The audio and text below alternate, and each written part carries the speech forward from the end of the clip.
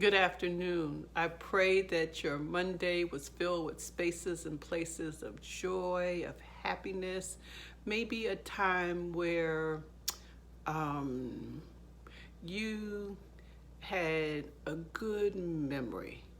You had a good memory that made you smile, or maybe you had a memory that at the time when the thing happened, it wasn't that pleasant, but because you've grown so much, you can now look back on it and kind of laugh. You can put it in perspective, or you can just say, thank God I am not in that situation anymore. Thank God that that phase of my life has moved past. Thank God for growth. We are continuing our conversation about toxic relationships, and we're continuing with pointers if you're choosing to try to work on the toxic relationship. Remember, both parties have to be equally invested in the change. Both parties have to be willing to put in the time and the energy to make the relationship healthier.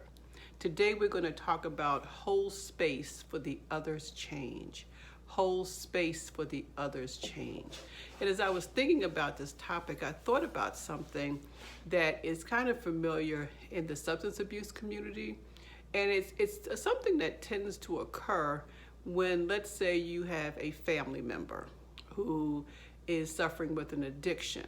And typically when there is addiction in the family, it's a great opportunity for others to become quite codependent with the addicted person's behavior.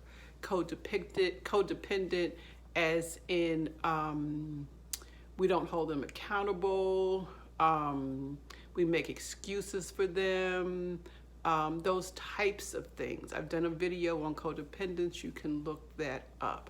But the point I'm trying to make is now that addict, that alcoholic in your life, the one who had been wreaking havoc on your family structure or on your relationship, has made the decision to become clean and sober.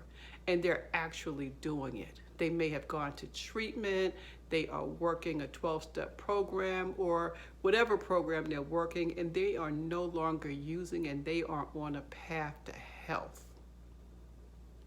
Well, what I have found in a lot of instances is even though the person who had been addicted is now on a path to healing, the loved ones have not caught up. The loved ones have gotten used to the patterns that had been in place when that person had been using. The loved ones have been used to lying for that person. The loved ones have been used to taking up the slack. The loved ones have been used to making space and excuses for the addicted person's behavior. But now that addicted person is clean and sober and is living a life of good health. And remarkably, the family members are struggling to deal with the new. And that's where we come to the topic today, make space for the other one's change. Some of you are in toxic relationships, whether it's with your spouse or your partner, your children, your frats, your sorors, church members, co-workers, whoever. And you have been praying, you have been pleading, you have been wishing, you have been hoping for some change in this relationship. You either want it to be done or you want it to be healed. And miraculously, the toxic individual in your life has begun to get better. But guess what? You're still struggling. You're still struggling not because they're still toxic, but now you have to adjust your life to adjust to their growing health. You now have to back up because they can't be the scapegoat anymore. They can't be the target of all of your ire and all of your anger because they're getting healthier.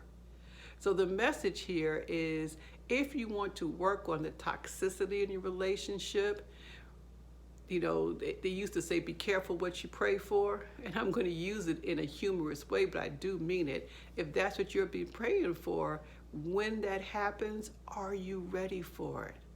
Are you ready to make room for this new, healthier version of the person who had been so challenging in your life? Are you ready to now deal with that? Because that's going to shift your moves. That's going to shift how you position yourself. That's going to shift where your focus goes. Typically, if we've been in a relationship or in a toxic relationship, we're very much focused on the negative. But what happens when the negative stops? Are we still holding our breath and waiting for the other shoe to drop? Or we're saying, how long is this going to last? This is not going to last long. I still don't trust that joker. How do we make space for healthy changes in others in our life? And that is a challenge because it does require for us to change our perspective. It does require for us to change our point of view. It does require making some changes. But guess what? The work that you need to put in as they are adjusting and becoming healthier, and as a result, your relationship is becoming healthier, that work is well worth it. So I encourage you to, if you want to make this relationship healthy, if the two of you have agreed, make space for the changes. And also don't demand that the changes happen overnight. If they don't happen immediately, you're done. Well, nothing happens immediately that's long lasting. You know, sometimes it takes time. Sometimes we take 3 steps forwards and 1 step back because we're getting used to this change. We are adjusting to it because it's brand new. So give them time, give the relationship time. If this is something that you both really want, if this is something you both are really willing to put the work in, guess what? It really can happen. And guess what?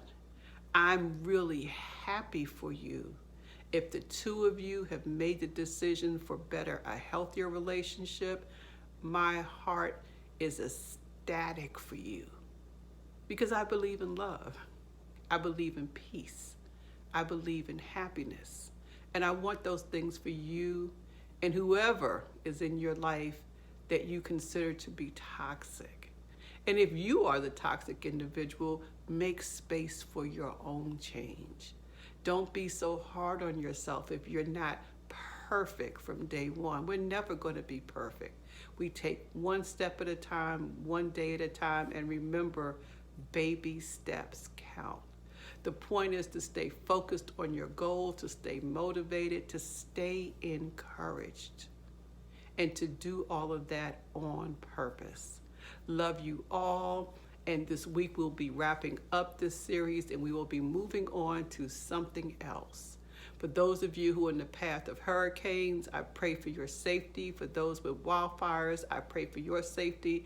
For those of you who may have some challenges going on that's not necessarily environmental, but it may be whatever level it is, I pray that you have a place of calm, a place of peace, a place of contentment, a place where you can simply